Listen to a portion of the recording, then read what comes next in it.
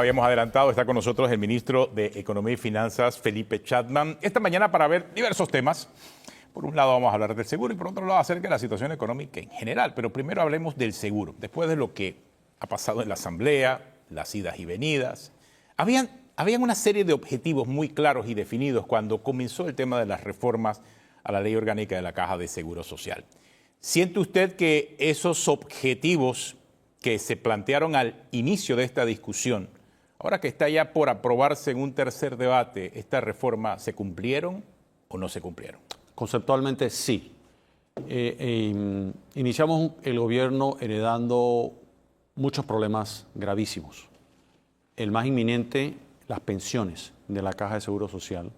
Teníamos años los panameños de estar sabiendo que aproximadamente en esta época el programa de beneficio definido, el que se conoce el más tradicional, se le iban a agotar las reservas o los ahorros. Ese día llegó, era de todos conocidos. Y en este programa creo que lo he dicho desde hace 10 años. Antes de que fuese ministro.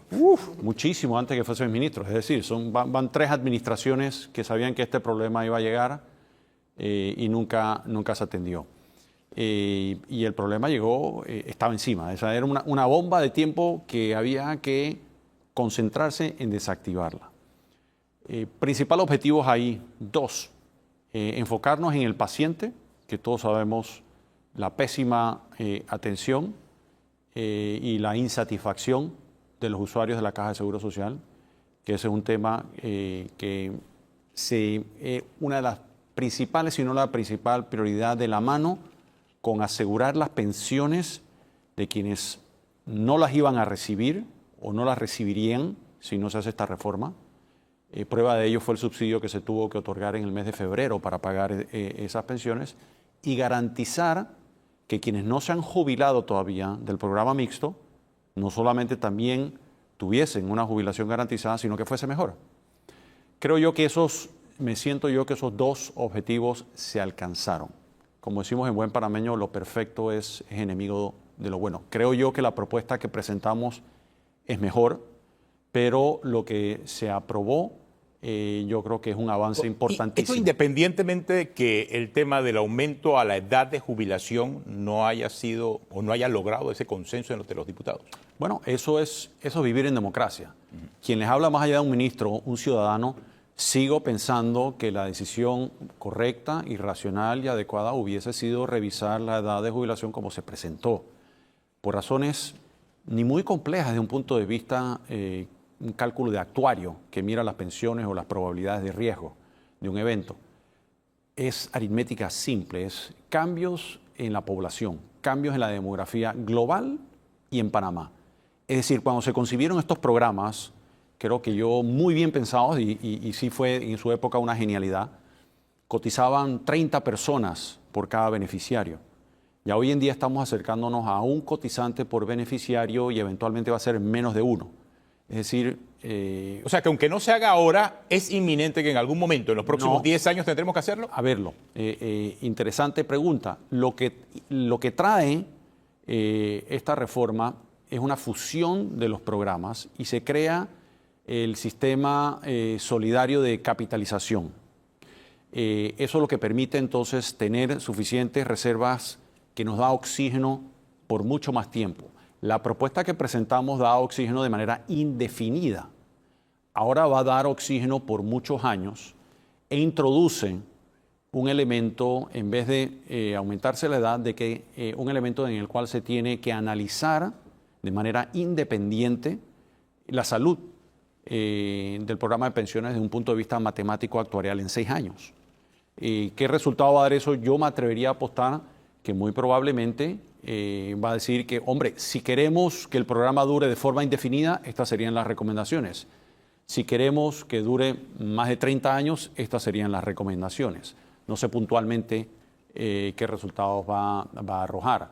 Lo que sí queda claro es, con lo que se está aprobando, estamos presentando una solución de mediano plazo razonable, puede ser un par de décadas, pero no es de carácter permanente. Como se había propuesto. Ahora, eso es democracia y muchas veces se ha demonizado el tema de negociación en un Congreso. Yo le invito a que sigan muy de cerca el Congreso americano, probablemente la democracia más longeva y más referente. En el Congreso americano todos los días hay una negociación bipartidaria y entre grupos de interés públicos y privados. Eso es la democracia. Es feo, pero como decía Winston Churchill, es lo menos malo que conocemos. Y en democracia uno tiene que aprender a aceptar las decisiones de la mayoría. La reforma como quedó, para mí es la ideal. No, la ideal hubiese sido la que presentamos, pero yo creo, me siento satisfecho como panameño que se ha alcanzado un entendimiento racional sobre una solución. Y como demócrata que soy, así lo acepto. Igualmente como gana una curul un diputado o un presidente que no es de mi agrado en democracia, lo acepto. Jamás tomaré la postura de que si en democracia decide algo la mayoría de los panameños, en este caso representados en la Asamblea de Diputados, después de meses de discutir, de escuchar a todo el que quiso ir a hablar, de todas las idas y venidas. O sea, aquí ha habido un proceso democrático largo, cansado, extenuante, exhaustivo. Y si a fin de eso yo me sumaré a la voluntad popular. Es decir, yo no voy a ir, yo estoy en desacuerdo en ir a la calle a protestar porque no se aprobó lo que yo quiero que se apruebe. Eso no es democracia, eso es una autocracia, eso es dictadura o totalitarismo. Y además manipulado.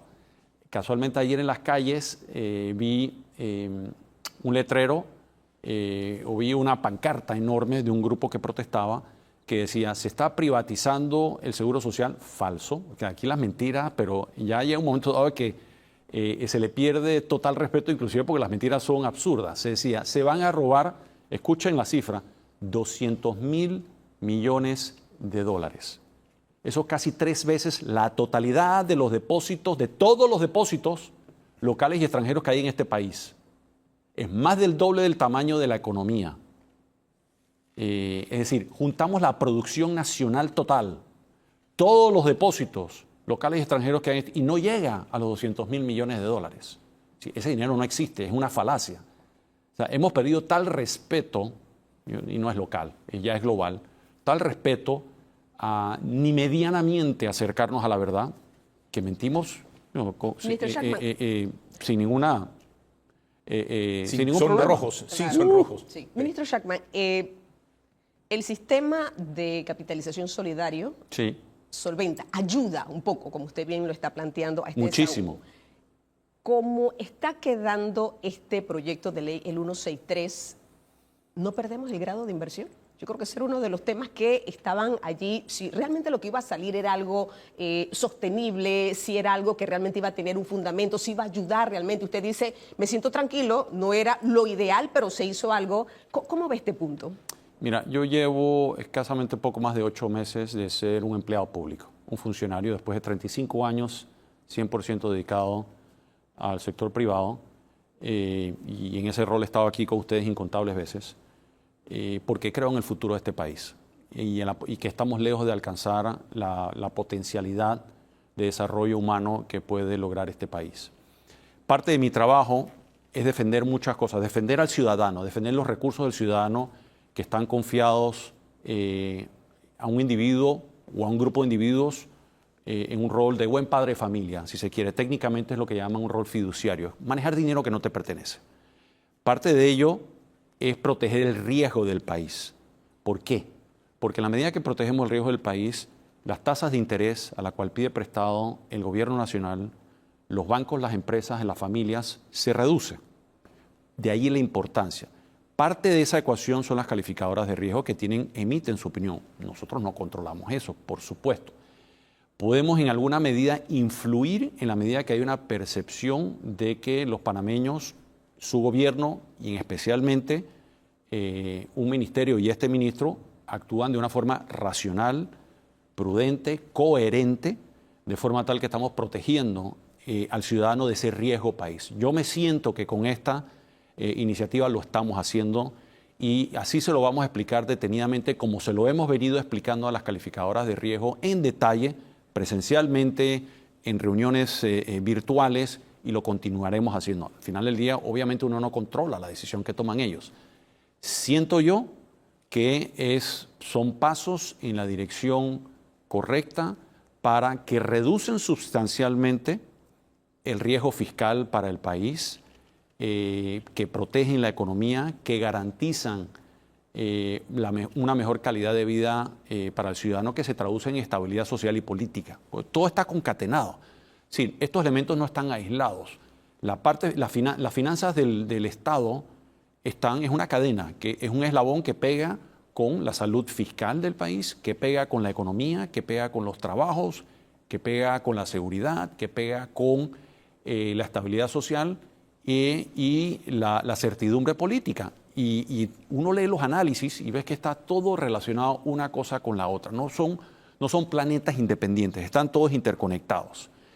Así que, si bien no es el proyecto de ley que pues puede sonar un poco utópico y a veces uno no deja de ser soñador, yo creo que el país hubiese podido convertirnos en el referente mundial. No lo hicimos, pero lo que tenemos sigue estando probablemente entre los 10, 15, 20 mejores programas de pensiones alrededor del mundo. No es el de Suecia, que fue nuestra inspiración, pero nos acercamos hacia allá. Ahora, ministro, cuando comenzó la discusión de la reforma a la ley de la Caja de Seguro Social, pues el enfoque principalmente era el seguro, pero en medio de esta discusión apareció un cisne negro. Apareció el tema de Donald Trump y sus amenazas sobre Panamá. Lo del seguro más lo de Donald Trump, ¿cómo va a afectarnos a nosotros a nivel de riesgo país? O sea, ¿de qué manera vamos a poder salir de esto o de qué manera pudiese afectarnos ese riesgo país que necesitamos para poder seguir pidiendo dinero prestado, para poder enfrentar esa realidad económica global? Bueno, Dorcas, tenemos años de conocernos y saben que yo soy estudiante de por vida y me encanta aprender, pero en estas semanas me ha tocado estudiar mucho más de lo que jamás pensé que iba a estar estudiando a los 57 años. Y no solamente es un punto de vista de estudiar psicología, sino geopolítica y repasar todos mis libros de historia económica y política. Hablábamos fuera de cámara lo que ocurrió hace 100 años, hacia finales de la década de los 20 del siglo pasado, y todos los eventos, todas acciones traen resultados o consecuencias, buenas o malas. Al momento, yo siento la tranquilidad que lo que ha ocurrido no afecta o no es una amenaza hasta el momento económica ni financiera para Panamá.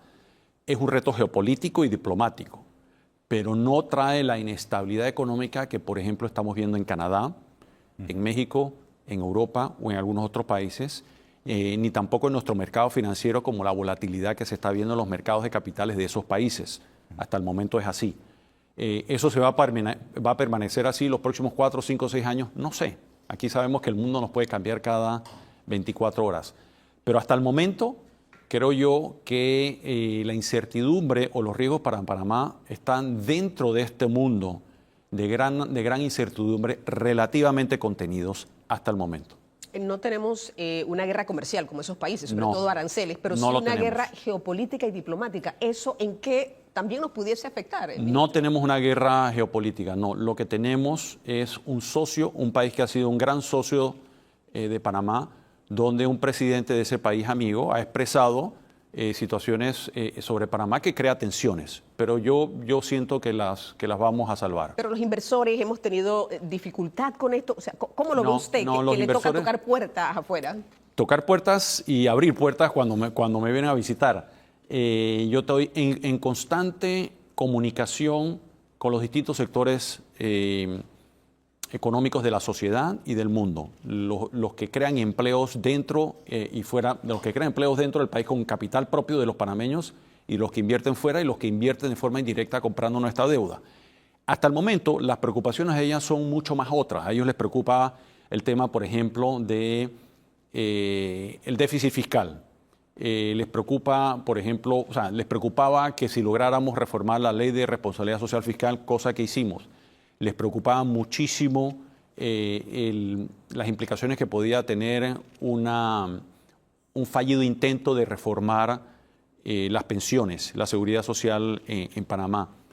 Les preocupa cómo Panamá va a hacerle frente a los arbitrajes y a la inseguridad de la mina. Les preocupa más si Panamá va a tener suficiente agua para continuar operando el canal.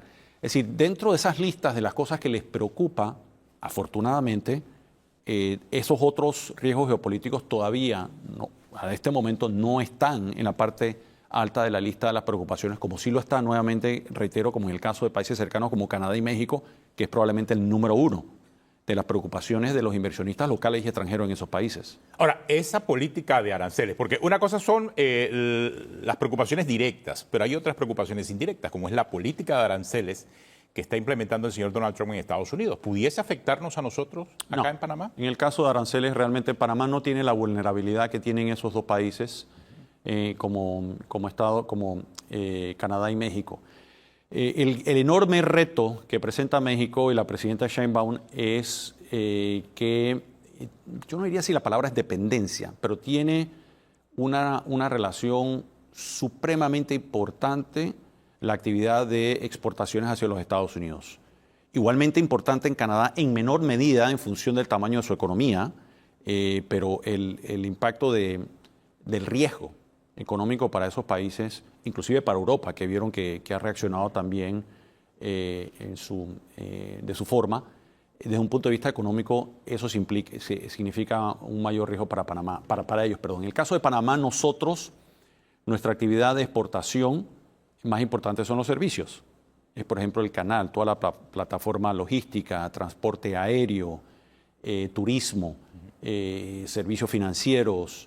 Es decir, no es la exportación de bienes. Exportamos bienes y quisiéramos exportar más, no tenemos dependencia en ello. Y no el riesgo de eso afectar la economía no es que no nos afectaría, pero es proporcionalmente, pero supremamente proporcionalmente menor que México, que en el caso de México y Canadá. Lo digo principalmente por los análisis que hacen muchos especialistas en Estados Unidos sobre el tema de la economía y la posibilidad de que entrasen en una recesión. O sea, una recesión en Estados Unidos, producto de las decisiones económicas que están tomando allá, ¿podría afectar a Panamá? Buena observación. Sí, el riesgo externo es más global que bilateral.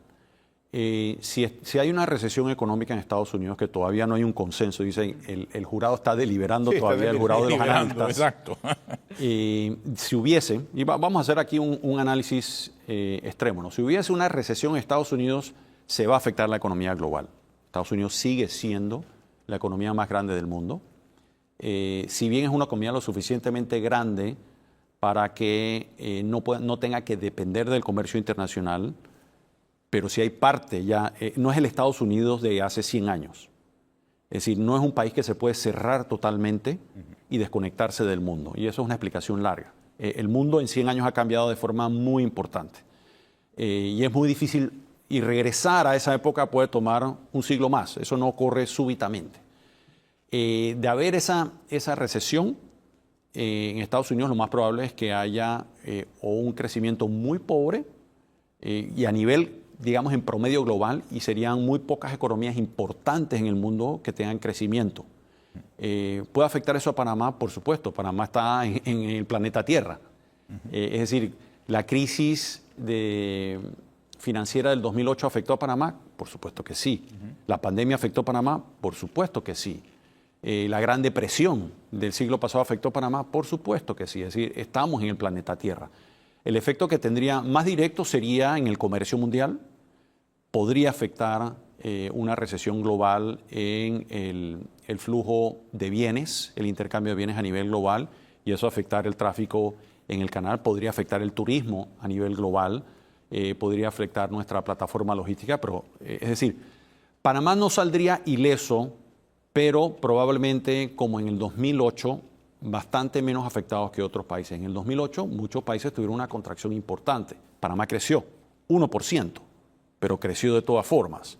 ¿Nos afectó? Claro que sí nos afectó. La desaceleración económica fue marcadamente importante. Pero en ese sentido, a veces, como dice, lo pequeño puede ser bello. Ese tamaño nuestro versus el tamaño de la economía global, bastante diversificada nuestra actividad, que no dependemos de un sector únicamente como pueden tener otros países que te hacen mucho más vulnerable, hace que las probabilidades de los impactos sean menores. Y no hay una correlación perfecta. Cuando digo correlación es, si ocurre A fuera de Panamá, va a ocurrir A en Panamá. No necesariamente, va a tener un efecto, pero no va a ser idéntico, no va a ser un espejo. Ministro, y sin recesión económica en Estados Unidos, ¿nuestra trayectoria de crecimiento económico aquí a nivel interno sigue? O sea, Por ¿se supuesto mantiene? que sí. Hasta el momento, con lo que yo estoy viendo, tomando en consideración el crecimiento del mundo, comportamiento de las tasas de interés, comportamiento del precio de las materias primas, fíjese de estas cosas, paradójicamente, el precio del petróleo y los combustibles está bajando. ¿Por qué? Porque muchos analistas de mercado piensan que con esta incertidumbre la demanda, el consumo va a bajar. Eso es muy favorable para Panamá cuando nuestra principal importación son combustibles. O sea, una de cal y otra de arena. Ahora, eso implica, ministro, y ayer lo hablábamos aquí en el noticiero, muchos ven las crisis de una forma analógica como el vaso medio vacío. ¿Podemos entonces medio lleno. verlo medio lleno en Panamá? Yo veo todavía el vaso en Panamá medio lleno, admito. Yo tiendo a ser muy optimista, pero soy muy realista. Y he sido un analista de riesgos a lo largo de mi vida profesional. Comprendo e identifico los riesgos y las vulnerabilidades locales y globales, pero todavía estamos en una situación donde esos riesgos y esas amenazas a nivel global son mitigables. Y si prevalece la razón, yo creo que estaríamos muy lejos de vivir las consecuencias más dolorosas como se vivieron en el pasado. Y nunca está de más repasar la historia y entender las decisiones que se tomaron a principios del siglo pasado y las consecuencias que eso trajo, desde un punto de vista económico, geopolítico y social. A esta altura, ¿cuáles son las perspectivas de crecimiento económico para este año, ministro? 4%. 4% real. Y con una inflación, por lo que acabo de comentar, el principal catalizador de aumento de precios en Panamá son los combustibles, totalmente importados, en una inflación importada. Así que estoy más optimista de que el incremento de precios, el índice de precios al consumidor va a ser menor. Típicamente estábamos proyectando aproximadamente 2%. Todo pareciera indicar que si este comportamiento se mantiene debe ser menor que eso, lo cual... 2% de una perspectiva de inflación. Sí, que es bastante normal para Panamá. En Estados Unidos Pero un crecimiento por encima de una inflación. Es casi la mitad de lo de los Estados Unidos, por ejemplo. En Estados Unidos está acariciando el 4%. En Panamá estábamos estimando que probablemente iba a ser la mitad de los Estados Unidos, pero si esta tendencia de los combustibles se mantiene, probablemente va a ser menor. Lo cual protege el poder adquisitivo de los panameños. Ministro, se me quedó una pregunta con el tema de reformas y lo digo porque lo he escuchado mucho en diputados, en algunos sectores que lo han planteado. El 966 que tiene que aportar el gobierno, no ha quedado muy claro de dónde va a salir, qué va a hacer el gobierno para poder manejar esta cantidad a todas luces importante, ¿no? Sí. Sale del presupuesto general del Estado. Eso significa replantear, reformular el presupuesto general del Estado. Quitar cosas, obviamente. Toca reasignación de recursos, toca priorizar y no tomar decisiones con la intuición, sino científicamente. Y eso significa que las pensiones no son negociables. Eso es un compromiso del Estado panameño y los jubilados van a contar con ese dinero. Ahora bien, si no hubiésemos hecho eso, iba a llegar momentos donde para pagar las pensiones el Estado hubiese tenido que aportar varias veces eso. Entonces, al inicio puede sonar duro los 966, pero en términos reales, es decir, por ejemplo, cuando yo iba al colegio me daban para mi merienda lo que en esa época, no sé si a ustedes le decían la cosita, sí. 25 centavos. ¿Cuánto? 25 centavos. Hemos estado haciendo un análisis en estos días acerca a mí de me eso. daban 25 centavos y 25 centavos... ¿Para qué le alcanzaba, ministro? No, es más, me sobraba para prestarle un real o 10 centavos a amigos. Con eso, en ese momento no sabía tanto de finanzas, hubiera cobrado intereses, pero no, lo prestaba de buena fe. Y entonces, esos 25 centavos hoy día no me compran ni una fracción de lo que me compraba en aquel entonces, pero ni una fracción. ¿Y qué va a ocurrir? Esos 966, en la medida que va transcurriendo, 966, que hoy pesan mucho, en 20 años, no va a ser lo equivalente a los 25 centavos que acabo de mostrar, pero va a ser lo equivalente a bastante menos en peso relativo versus el tamaño de la economía y las finanzas públicas. Es lo equivalente, por ejemplo, a que usted se compra una casa y si usted tiene dos opciones, o pagarla en efectivo total, o dice, no, yo la voy a pagar a cuotas por un periodo de 30 años o más, lo cual me va a permitir pagar 200, 250, 300 balboas versus tener que pagar, qué sé yo, 100,000 balboas por la casa. Es lo equivalente a esto. No estamos comprando una casa, estamos comprando ahorros, estamos construyendo una reserva, poniendo cuotas, ahorrando. Es como una disciplina de ahorro año a año para que esos ahorros protejan a los jóvenes y a las futuras generaciones de que van a tener una mejor jubilación. Eso que te dicen de que la jubilación va a ser menor es falso. Se privatizan los fondos, es falso. El tema de la edad de jubilación ya está hartamente discutido. Al día de hoy no se aumenta. La propuesta era que se aumentase, se decidió no aumentarlo. Bueno, yo no soy partícipe de ello, pero tengo que aceptar las decisiones democráticas. Si se tienen que evaluar en 6 años cuál va a ser el resultado, no sé. Y ya les tocará a otros tomar esa decisión. Yo no voy a estar ahí, se los garantizo. Así que a otro le tocará tomar esa decisión. Yo siento la tranquilidad de que presentamos una propuesta difícil, desagradable, impopular, pero es lo que las decisiones, por ejemplo, en el hogar. Cuando tienes que tomar decisiones con tus hijos, tu responsabilidad es ser padre, buen padre de familia, o como dicen hoy los jóvenes, el papá pretty, que toma las decisiones y los deja hacer lo que tengan que hacer y no les impone y no hace lo que tiene que hacer como un buen padre. Bueno, es desagradable y te hace ser impopular, pero yo tengo la tranquilidad. Al final del día, cada vez que termina mi vida es, bueno, hice lo responsable. Y en ese sentido yo le diría, no te dejes engañar, panameño. Lo que se ha aprobado es para protegerte. Esos jubilados que están hoy en día, si esto no se aprueba tal cual, no tuvieras una pensión. Ahora la tienes. Ahora la vas a tener, así que puedes dormir tranquilo. Y tus hijos y tus nietos también la van a tener con dinero protegido, resguardado en manos del Estado panameño. Y más solidario que esto, los 966, más solidario que eso, imposible. Cuando te hablan regresemos al sistema solidario, es solidario. Así que cuando te dicen que no sea solidario, es falso. Lo que quieren decir, a lo que llaman solidario, es regresar a un sistema de reparto, básicamente negando los cambios de la población y demográficos del país. Es decir, es falso de que ahora tenemos menos hijos. Es decir eso, básicamente. Yo vengo de una familia de 5 hermanos. Hoy en día nosotros tenemos 2 hijas. No sé si será el mismo caso de ustedes. Y cuando voy hacia atrás, las generaciones anteriores, mi madre venía de una familia de 7 hermanos y probablemente los suyos de unas familias más grandes. Esos son los cambios demográficos del mundo. Decir, no es que eso no cambió. Eso no cambió en el país. Eso es una negación. Eso es una negación. Es muy fácil decirlo, no, hombre, mantengámoslo y que la cuenta la pague otro. Yo en eso sí no me apunto. Ahora, ministro, ya para terminar, en medio del debate y la discusión que se dio sobre estas reformas, apareció en la Asamblea el tema de la recaudación de impuestos. Sí. Y se decía, lo que pasa es que aquí los números que nos han traído los diputados, los números que nos han traído indican que el Estado no es eficiente recaudando impuestos. ¿Eso es real al final? O sea, ¿eso es cierto? ¿O eso que ellos llaman de eficiencia en la recaudación de impuestos es imposible? Me encanta el debate. La respuesta es sí, y es un problema histórico. Y este gobierno está tomando medidas para cambiar eso, y no se cambian probablemente ni en 5 años, toma más tiempo. Para darles y hablarles con números duros. El punto más alto en relación, si tomamos todos los ingresos del Estado y lo dividimos por el tamaño de la economía, fue a poco más de 12%.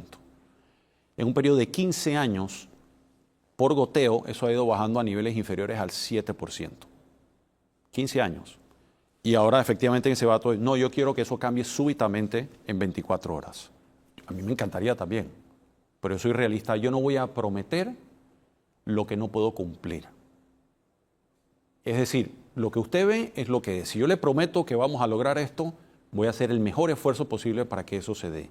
Revertir el 7 al 12 en días, meses o pocos años es imposible. Es imposible salvo que haya un Estado totalitario, confiscatorio, en el cual obviamente yo no me voy a apuntar. Yo creo en la democracia y en la libertad y en los derechos del ciudadano. Ahora bien, aquí hay una, voy a usar una palabra elegante, hay una pobre cultura de cumplimiento tributario. Este que está aquí ha pagado sus impuestos al día por 35 años, siempre. Y cada vez que voy a un sitio, cuando me dicen, ¿usted quiere factura fiscal?, yo lo encuentro ofensivo. Literalmente ofensivo. La pregunta es, panameño que me estás escuchando, cuando te hacen esa pregunta, ¿tú qué haces? Tú dices, también reaccionas o dices, lo quiero pagar y me das evidencia de que lo he pagado y que llega al fisco, porque eso es lo que va a pagar medicamentos, va a pagar pensiones, va a pagar a un maestro. Ese que tiene que presentar declaración de renta, presentas tu declaración de renta, pagas tus impuestos o estás dispuesto, por ejemplo, a que se reduzcan esquemas que te hacen pagar menos impuestos, como lo son subsidios, incentivos, exenciones y beneficios. Muchos panameños hablan de que hay que recortar todas esas válvulas de escape tributaria, pero la del sector de Atenores y de Dorcas, el mío no, porque el mío crea más actividad económica, el tuyo no, en juicio de la persona. Entonces, ahí hay también un tema cultural, y aquí tengo anécdotas que podría escribir un libro, la cantidad de gente que pasa por el despacho de uno a decir, no es que mi incentivo sí es bueno, es que mi subsidio sí es bueno, pero el de Atenógenes y de Dorcas no. Ese sí hay que quitárselo.